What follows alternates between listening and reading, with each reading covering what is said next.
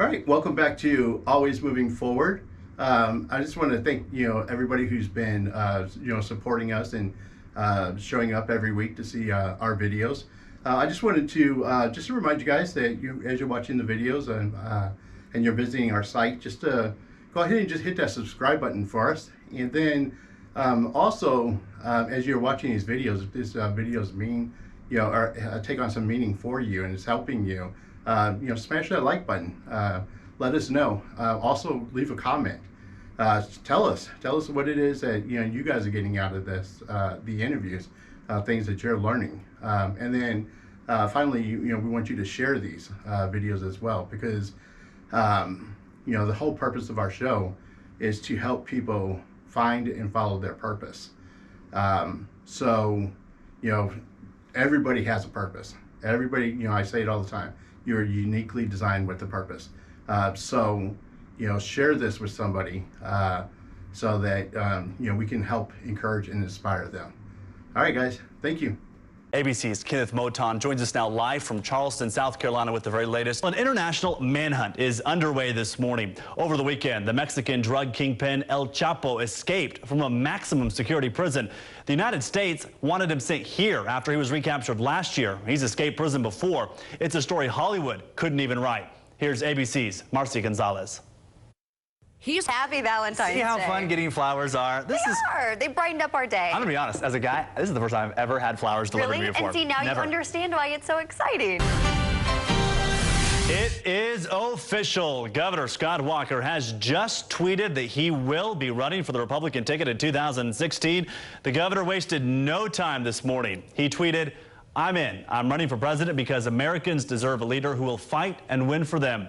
He signed it with his initials, SW. He was expected to make it official at today's announcement in Waukesha. This makes the governor the 15th candidate running for the presidential nomination on the Republican side. We'll have more on this breaking news this morning on Wake Up. A big day for Wisconsin, a big day for Governor Walker. All right, stay with us. Justin is in next with a quick check on the forecast after all those storms last night. Yeah, Rebecca Rively reporting live for us this morning in Wausau. Thanks, Rebecca. I'm surprised she didn't pick the big walk-in closet. I was thinking she was going to walk around the corner and be at the closet. This is for all my shoes. It's perfect. Maybe in the next house. Yeah, we'll have to go check in with her. All right. Tickets for this year's Packers Family Night go on sale later this month. Welcome back, and we are live here at Ministry St. Joseph's Children's Hospital in Marshfield for the 26th annual telethon. We're going to go ahead and get started. Today, I have Nate Barrett. Yes, thanks I for just want to make sure I got the... Nailed it, yep. Hey, cool. So, Nate is also a TV anchor and a TV personality. So, welcome to the show, Nate. Hey, thanks so much. Thanks for having me. Good to be in the hot seat. I'm glad you guys came out today. So, Yeah. So why don't you go ahead and introduce yourself and tell us a little bit about you, where you grew up, and Absolutely. what life was like. Absolutely, yeah. I'm here in Texas now, but my work, through TV news, brought me here. But I'm originally from Portland, Oregon. Just I grew up on a little tiny mountain outside of Portland, Oregon, with my family. And then got the chance to travel around and see some different parts of the country with news, bounced around a little bit, and ultimately brought me back here. Okay, cool. So when you grew up in Portland, how long were you out there? So my parents still live in the exact same house that I was born in. So I was there for about the first 18 or so years of my life. I grew up there. Went to school there. I came from a very conservative, Christian family. I went to some different Christian, private schools, and then ended up going to college in Walla Walla, Washington, the city that they had. There's a joke to Walla Walla that they could have either had the town prison or the state university, and they chose the state university because all the crazies were locked up. So not many people have heard of Walla Walla, but they had an Adventist school there, and so that's where I went. I ended up having there was a local TV station there that gave me the ability to really learn and kind of teach myself a lot about TV news. Okay. I was the first person from my school to ever go into actual TV news after I graduated. And then I got my first job in Wisconsin. Did that for a few years. I'll do the quick version, and then you can ask me whatever questions you want. And then after I went into TV in Wisconsin, there for a few years, became a main anchor, and then moved to El Paso, met my wife, and then we moved here to Dallas. So that's the quick version. Okay, so now when you were in high school, what led you to want to be, get involved in television? That's a great question, and my family and I always love to talk about this and try to just decide where I first got that news bug. Right. But I loved two things. One, I was really into sports, and I always loved listening to like talk radio, and so that's kind of first where I kind of got in love with more like media, journalism, that type of thing. Right. I first wanted to have my own sports radio talk show. Oh wow. Okay. But then as I kind of got older, and I really enjoyed watching severe weather and like the breaking news. Right. And they always would send these reporters out. In Oregon, there's this place called like the Gorge, and there's always like kind of more, you can see the storms coming in. Right. And they'd always send like the young reporter out there like hanging on like the the street sign, and it's all windy. Right. And for some reason, I thought that looked like so much fun. And so it was just for the adventure. I think that more than anything, it sounded like a really when I was a kid, I wanted to be an archaeologist or a lawyer or a fighter. All the things. I think just the adventure drew me in. And so I went to the same school that my parents had gone to, Walla University, and they had a small kind of journalism news department. Right. There was a local TV station that had partnered with the university, and so when they built this other building in the TV studio, they both kind of had used it. Right. And so it was an opportunity for students to get some experience, and then this kind of a smaller station, had a chance to have a studio. And so they had an audition, and I'm not quite sure what convinced me to go sign up, but for some reason I decided to go. Right. And I auditioned, and I fell in love, and I just kind of really got that bug. And so I eventually, even while I was in college, I was working full time at this small little station. Right. And that's kind of really where I got that first news passion. Cool. So, do you think? So at that moment, like when you went to the audition, was it like in the process of doing that audition, you're like, wait, I think this is what I want to be doing. Yeah, I was terrible. I went back, and I probably still have somewhere, some of those first college broadcasts. Right. My goodness, was I terrible. Right. And I credit my grandpa with he was a big reason. He was where I got a lot of my love for sports. He was a high school baseball and football coach. Right. And he believed in me. He always said, from when I was a little kid, I would always watch sports with him. Every time I go to his house, all we'd do is just watch sports. Right. And he'd sit in his chair, and we'd talk about sports together. And he would always talk about those announcers on TV. Oh, this guy's an idiot. He doesn't know what he's talking about. And you know what you're talking about. You're going to be good. And so he would. I think he really kind of encouraged me. And it was really his dream, I think, to see me on television. And so we would bring some of those first like auditions, and I'd go down. I was so proud. I would show my grandpa, and I was terrible. I was awkward. I was everything you would expect from somebody who wasn't used to being on TV. Right. And he thought I was Anderson Cooper. I mean, he just thought I was the absolute best. Oh, wow. Yeah. And so he was a really big, I think, motivator, and really gave me a lot of encouragement. Cool. So, do you remember your first job in? Yeah. So how it worked is, after leaving TV, after leaving college, Right. That first station that I worked at, I was in talks with them about continuing to work there. Right. And I remember they were trying to raise money to bring me on even more full time. Right. than I was, and so I had a demo tape.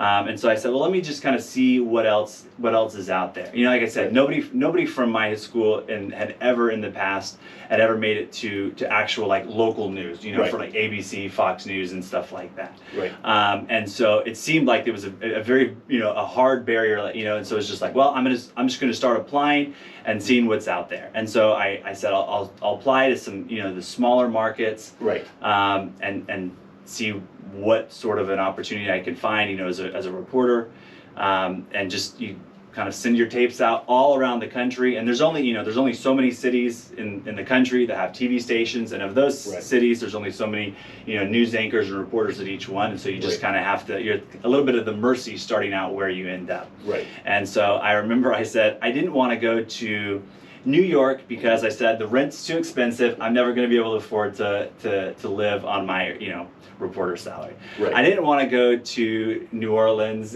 For some reason, I was afraid of snakes, and I said I don't want to go down to that part of the country. Right. And I said I don't want to go to Wisconsin. I don't remember why I said I didn't want to go to Wisconsin. I think it was just cold, or for some reason in my head, those were I put on. I said anywhere else in the U.S. I'll go to. Right. And so I sent out my demo tape, and I had a little bit of response. And one of the first people that responded was a TV station in Wisconsin.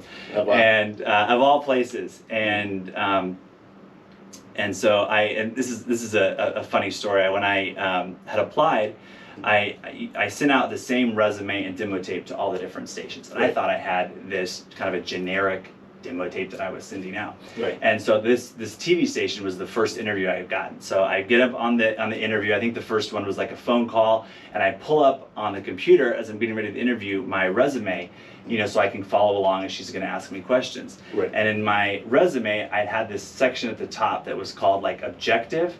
Right. And I put, I would like to get a position at, and I put a TV station, and it was a TV station that I first applied for, like in Southern Oregon. And I was like, oh, Nate, what have you done? I was like, you know, because TV stations are notoriously very picky. One small little thing, I mean, they're going to get hundreds of applications in one small little thing, and they'll just toss your applications. And I was like, oh, I've blown it. Every single station that I've applied to has gotten this same like mistake. And I just like, my heart like sunk, and I was like, there's no way. Well, she never brought it up during the interview. Right. She was very nice. She asked me all the questions. She seemed to like me. She had me do kind of some writing samples, some stuff like that. Right. And it turns out I got the job, and so I was so relieved and so happy. I said, this is perfect. This must be meant to be. Right. And so I went there, and then on the first week, she brought it up and made fun of me and had a good laugh. And she said, oh, so you really wanted to work at this station? I was like, oh. But, you know, moral of the story, it worked out. And so that's kind of where I got my first foot in the door. Right. I was a reporter, and I was at the weekend anchor. Okay, cool. And that's kind of where I got my start. I did that for a couple years, and then eventually I became the morning anchor at that station. And so that was my very first break into TV news. Wow. So did you ever get to do sports? Yeah. So I was the fill-in for the fill-in at that first station in sports. But because there were times, you know, and especially in some of the smaller newsrooms, you don't have the depth chart just isn't as big. Right. And so I had a lot of opportunity to fill in. I'd get, you know, I got to go cover the Green Bay Packers, go to Lambeau. So those were just, as somebody who loves sports, those were always my favorite. And I always volunteered just because that was my ultimate dream. But I just knew that I'd have a better path if I stayed in news, because, you know, there's, depending on the newsroom, 20, 30, 50 or more, so many people in the news side, and the sports department's always really small. So I just saw my numbers that I had a much better chance if I stayed in news versus sports, because everybody wanted to do sports. Right. So which did you like better? I mean, honestly, I loved talking sports. It didn't feel like work. I mean, even in El Paso, I got to go do like the high school football and go cover the games, and it was always so fun, or just covering. That's what I grew up loving, was always sports. And so to get to go to the football games, my first time at an NFL stadium was at Lambeau, getting to cover a game. So it was just a really neat kind of adventure for me. Wow. You know, you keep saying talk about Lambeau and the Green Bay Packers. One of the guys I'm trying to get on the show is Donald Driver. Oh, very cool. So yeah. So Donald, if you hear this, I'm trying to get you. So yeah, he's he works with Coach Brian Adams, one of the guys I had on the show. So yeah, hopefully we can get him in there. So hey, that's exciting. That's cool. So from there, you went to Wisconsin, and then how'd you end up from Wisconsin into El Paso? El Paso. So my contract was up in TV news. Everybody's under contracts, right? And so depending on, sometimes reporters 2 years, but usually with anchors it's about 3 years or so. Okay. And so it just so happened that my time was up, and so I was ready to try something new. Right. And I wanted to, I was in a smaller town in Wisconsin, so I wanted to work my way up, right. And go to a different market with a bigger station, more resources, more opportunities, things like that. And so again, this time I had several years of anchor experience, right. And so I realized I preferred anchoring to reporting. I just enjoyed it more, and so I said I wanted to continue doing anchoring. Right. And so then I wanted to live somewhere warmer. After 4 years of Wisconsin winters, I said, you definitely came to the right place. Exactly. It was, and especially the year I was there was that polar vortex year, and it was like one of the top 5 coldest years in Wisconsin history. And, wow. And as a reporter, I was always like being sent outside to go cover like the snowmobile trails that would close because it was too cold, but still not too cold to send the reporters out there. And so I was like, I got to go somewhere warm. So I was applying to places in Texas, the South, the Carolinas, and so it just so happened that El Paso was starting a new show, and they had an opening, and so I flew out, and I really like the city. It's really close to Mexico, and that had a really close connection to me. I grew up speaking Spanish. I had a lot of family in Mexico. Okay. My parents always had people from Mexico staying with us every year, right. And so it was. I really enjoyed the culture, and so El Paso seemed like just a great fit, and so it was kind of a no-brainer for me to go there next. Right. Wow. And that's a far distance from Wisconsin to. It was a long. Texas. It was a long road trip. Yep. Right. and then you talk about the change in weather. That's like an extreme change in weather. That was polar opposite, and the elevation too. Because Wisconsin, very flat, and El Paso is a lot higher in elevation. So that kind of got me at first. Yeah, I remember when I first came here from Chicago. Oh yeah. And I hit the 103 weather, and I used to walk all over Chicago, and I thought I was going to walk all the way across Denton because I first moved here in Denton. Man. I got to probably halfway to where my uncle's house, and I thought I was going to die of a stroke, man. But you stayed here though, right? Yeah. See, that's what I say. Did you have the extreme cold or the extreme heat? And it's like, yeah, probably the heat's better. Yeah. And my wife's the same way. She likes the cold. She'd rather have the cold than the heat. And I'm like, man, we're in the wrong place for that, because no. summers here are brutal, man. Yeah. So from there, from El Paso, where'd you go? So then we were in El Paso for about 4 years, and that's where I met my wife, and that's where my life path really changed from news. Right. I at that point, by the time I'd left El Paso, I'd been on air broadcast TV for over a decade. Right. Going back to when I was in that first station in college. I thought that's what I was going to do for the rest of my life. Right. I didn't. There were times where I didn't even see myself, getting married. Because it's a very hard job to have with a family. Right. News people are working, strange hours. You're either working the shift that you go into work at 2 o'clock in the morning, or you're working the shift that you're there till 11 o'clock at night. Right. You're traveling a lot. And so that part makes it tough. But when I was young and in my 20s, I think that attracted me. I think the thrill of the adventure and stuff like that. So I met my wife, Kezhal. We hadn't gotten married yet, but we were starting to get a lot closer. And so I was starting to want to slow down from that aspect. Right. And then there were a lot of things that were going on work-wise that were really frustrating me. And I was getting really burnt out, and I was starting to lose the passion that I had for news. Right. But I didn't know what I was going to do next. A lot of people leave TV news, they go into careers like, you know, public relations, marketing, communications, because you have similar skills, and I see those things. Right. But I never, like, my identity was so much of as a newsman. You know, you were just, right. It was just something that, you know, people would, you know, stop you at the local grocery store. And so it was, I went through a transition period for quite a while, not knowing what I was going to do next. Right. My wife Kezhal got a job here in Dallas. This is where her family was from. Right. And so we said, okay, we'll move up to Dallas. There's a lot more opportunity right. here. So we were fortunate that our contracts ended at the same time in El Paso.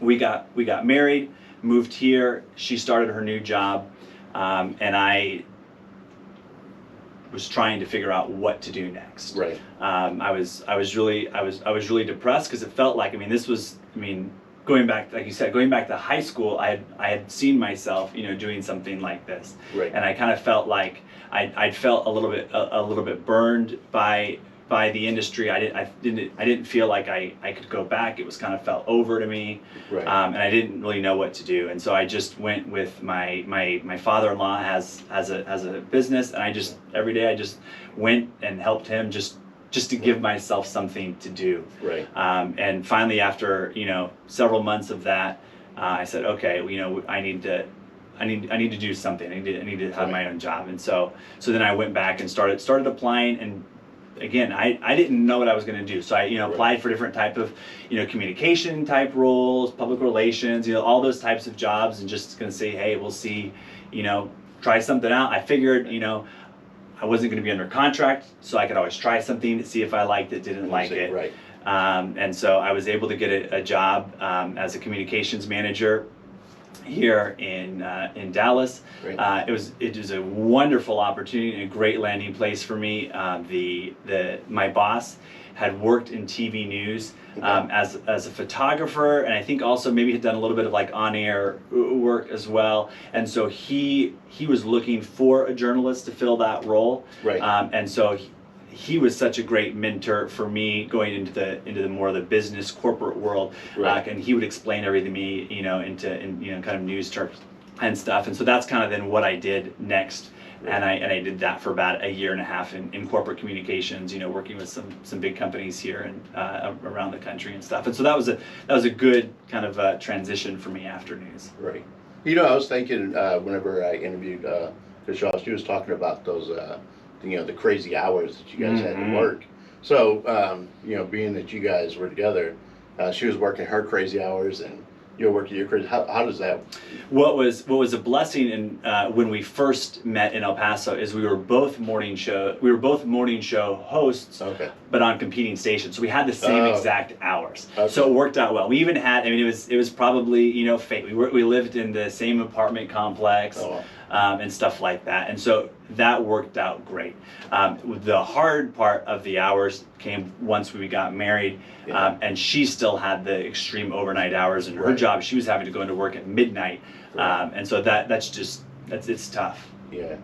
So how'd you guys overcome that? I mean, you know, that it was a challenge, and it really took a toll on her, you know, mental health.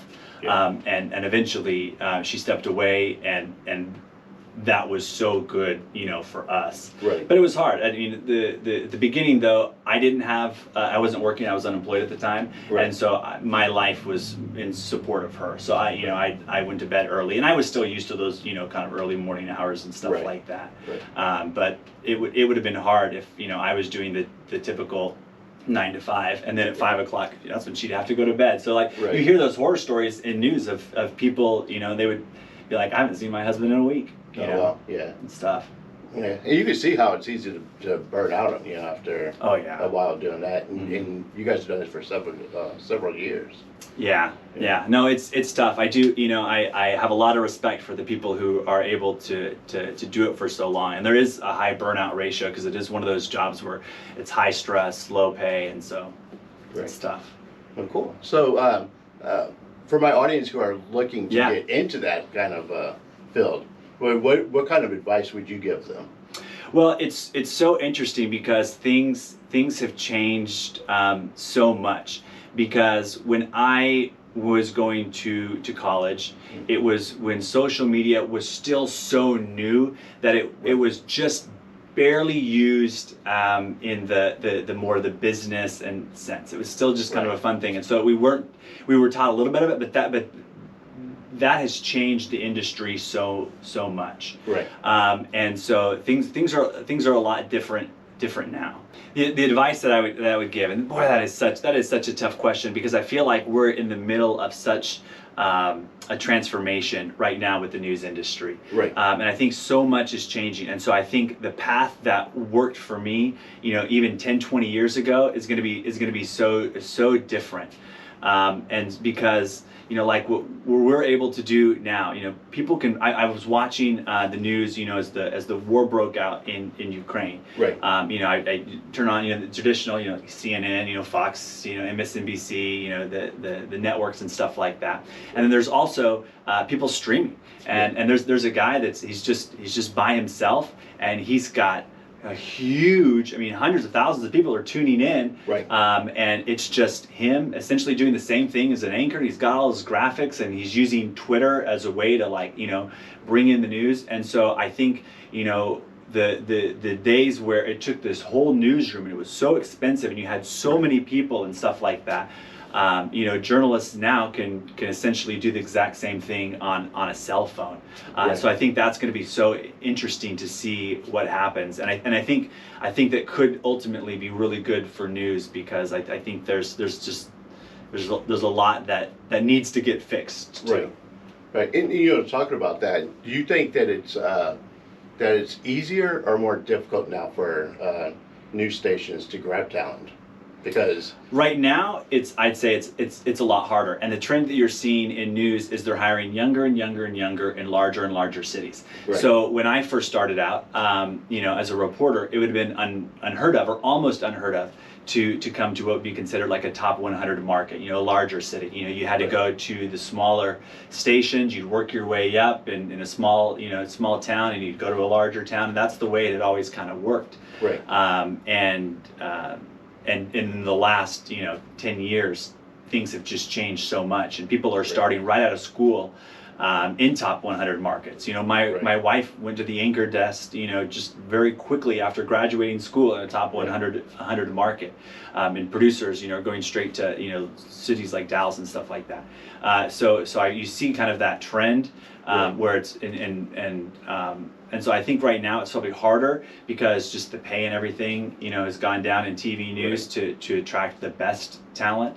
Right. But as models shift, I'm hoping then things come better for the talent, and then you can attract better talent. And I was talking, I made a video the other day, because my first job in TV news paid me less than $25,000 a year. I had a 4-year degree. Right. And so that's really hard to attract, top talent, because I was struggling with credit card debt and things like that. Right. And so things like that, especially with all the inflation and everything going on in today's world, Right. I think it's hard to attract talent with the way the current model is for TV news. Well, I didn't realize that they didn't pay that much. It's tough, and Yeah. it used to always be, the anchors got paid more, especially in a bigger city, like DFW, the anchors aren't, they're not suffering here, Right. But pay has gone down quite a bit. They would have made a lot more even a few years ago. Wow. And just the way newsrooms are shifting, and they're bringing in reporters for less and less, and having them do more. It's just with how much things are having to change. Right. And I think the only real benefit I see working with a major station, other than doing it yourself, is be able to travel to different places, and cover like the war. But you have like YouTubers that can talk about it, Yeah. the news stations can actually, You need people there locally. No, exactly. And that'll be interesting to see how that works out, as you still have local people who are trusted in their communities. And that's, how do you verify the news coming out? Because, anybody could have a phone, but that doesn't make them a journalist. And so in the past, you've had, AP, or, you work for a station like NBC, CBS, and so you see, oh, the NBC station in Sacramento is reporting this, so we must trust it. If you lose that it brings up a good question, and how do you get that trust? Because you need that into. And I'm interested to see how that model's going to change, because I think the dependency on advertisers, especially for TV news, may have worked back in the 60s, 70s when we just have 3 TV stations, and that's so they're not having to compete as much. But now with the internet and cable, there are so many options, and I think that's really hurt the news, because it's had to become more sensational, more entertaining, to try to more clickbaity, to try to get attention, and doing those things have really hurt the news, and I think hurt people's trust in the products too. Right, and I agree with that too. So, what do you think that the news stations can do to try to regain that ground and that's a loaded question. It's a tough question, and and part of it is, there's so many good people working very hard, and things like that, and they're working out different ways, to be able to keep, to stay profitable. Right. And so as a TV station, I don't know what I would do. I'm kind of now, my mindset is shifting more towards that individual creator, because instead of people trusting a company or a corporation, you have more trustworthy in that individual person, and I believe this person is going to tell me something that I trust, and so I kind of see more of a shifting model with that, and maybe there will be some sort of an umbrella, where people come together as a collective, to stand for something, but I do see it kind of shifting from where we are now. Right, and and I kind of agree with that too. Is that with the you talk about being trustworthy. You have companies who own these TV stations who that end up having political ties. And then they have their own agendas, and then they start pushing it down. It's really damaging, and it continues to erode the trust. And I would get sensitive to the term fake news, because it felt like an attack on real journalists, but it came from a place where there was a lot of frustration, because there is a lot of unfortunate people have learned how to use the media and manipulate the media for their own agenda, and even if it's not being used to, it gives the appearance that there's some sort of a conflict or bias when you have these giant corporations that are owning stuff, and it's like, well, they also own then these car dealerships, so the advertisers are car dealerships, and then as a local, are you able to go cover a news story about that? And I could go on all day for all the things that I think are what's wrong with the current news industry, but it's just I feel like there's a big shift coming, and it's more of a, it's not if but when, and I see these changes happening, and could 10, 20, could take decades. I'm not, we'll see how fast everything evolves, but it's going to be really interesting. I do think a lot is going to shift, and probably a lot of industries, but especially news. Right.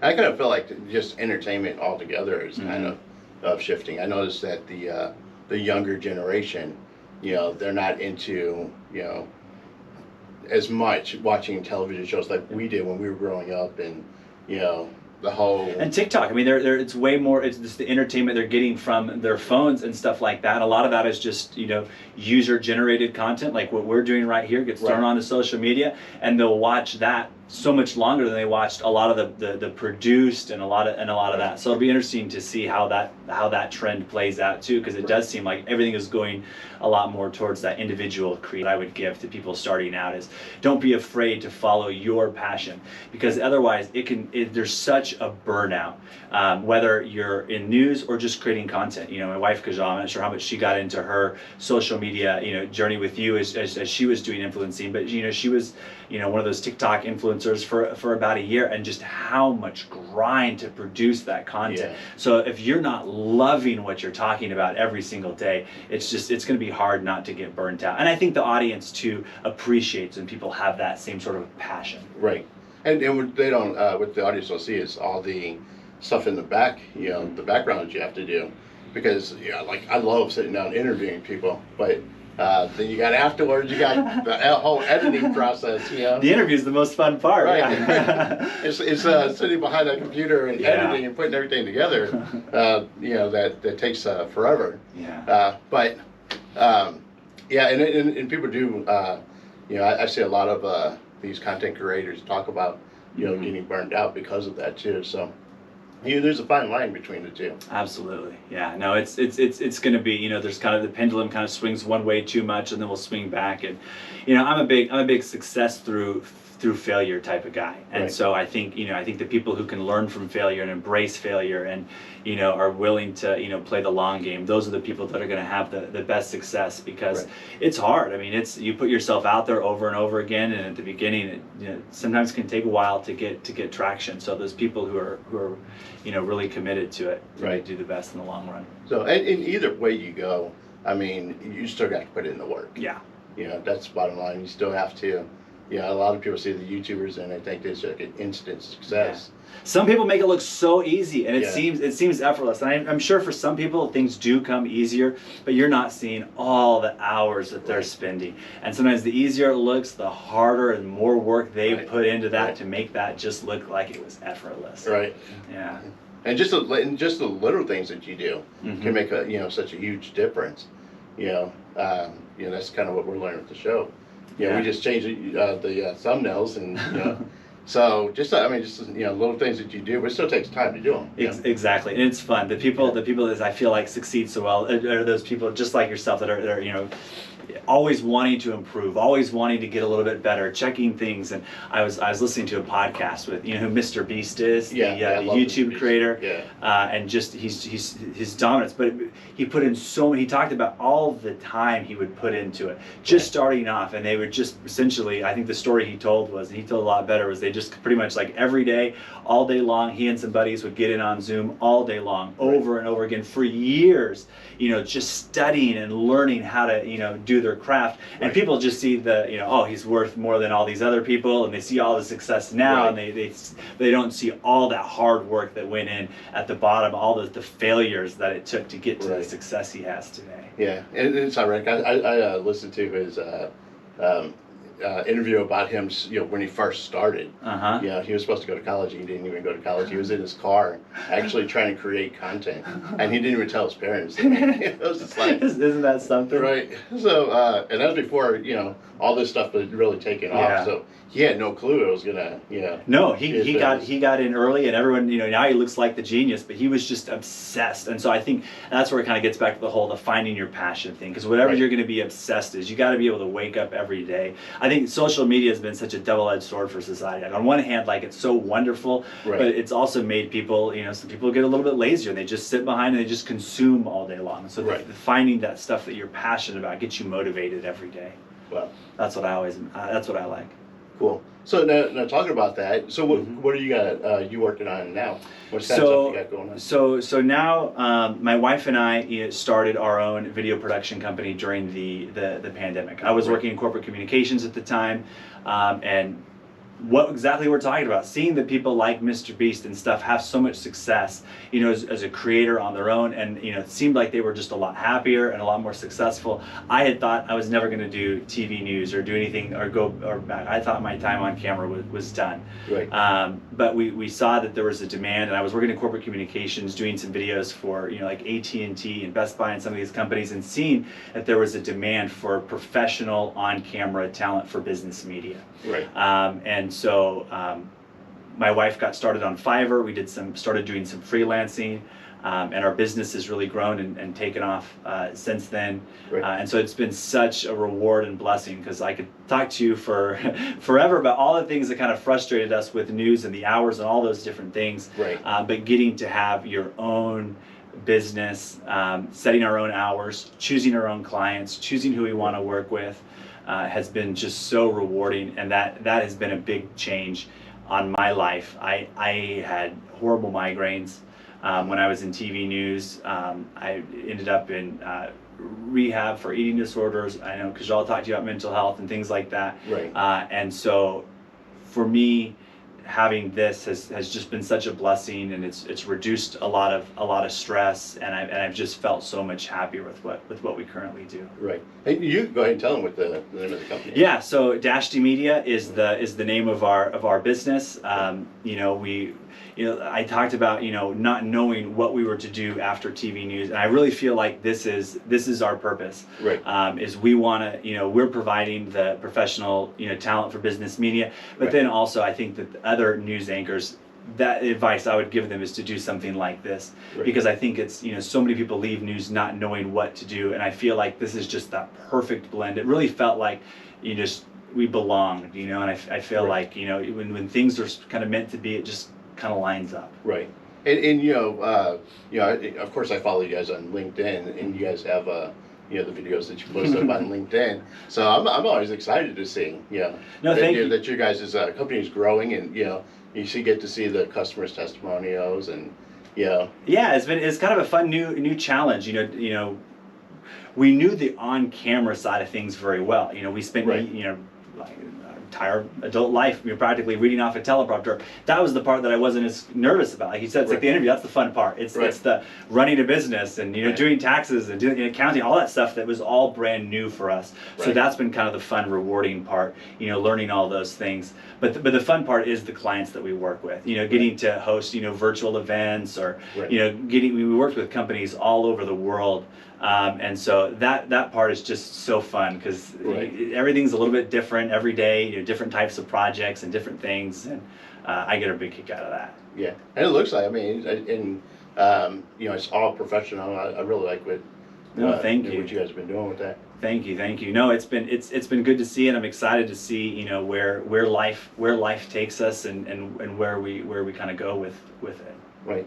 Well, cool, man. So, do you have any like social media links and things that you could give to the audience? That they I'm not the most active on social media, so I will apologize to anyone reaching out to me. I promise I will see it, and I will do my best to respond.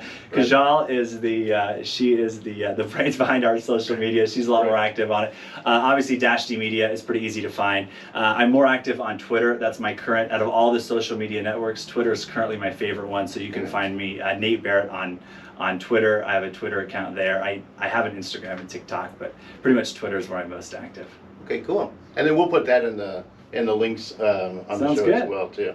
Sounds Cool, good. man. Well, I appreciate you being on the show. No, thank you so much for having me and letting me get the chance to tell a little bit about my story. It's been a blast. Well, it's been fun to hear your story. Thank you. And learn a little bit more about you. We sat down with Kezhal and learned some about her. And when you guys left last time, Rob came in. He's like, "Hey, you got to interview Nate, man." I said, "Talk to Nate." He's like, "Yeah, Nate on the show." So I reached out to Kezhal and said, "All right, we got to get Nate on the show." Absolutely, and I love the name of your show, because I think it really fits so well with how people grow, and I think you're onto something. Cool. Well, I appreciate that. Yeah. Well, cool, man. All right, thank you for being on. Absolutely. All right, cool. All right, guys. So remember, just hit the subscribe button, like, share, comment. If you like the content that we've been doing, just hit the like button. Blow them up, make them busy. Yeah, definitely.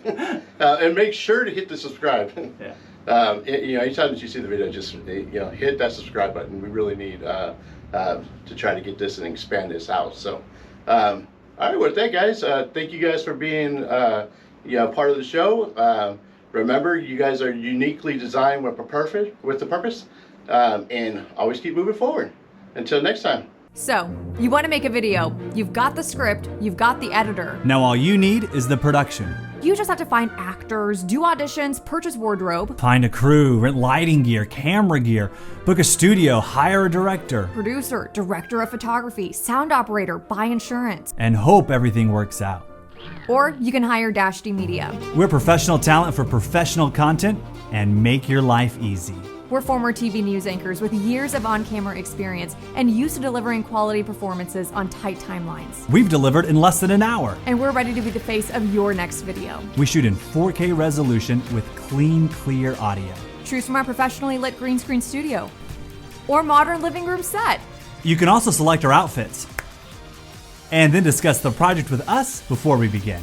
So, if you're ready to update your HR or training videos, need fresh content for social, Or any other small-scale video production, just send us a message. Dashti Media, we're here to bring your video to life.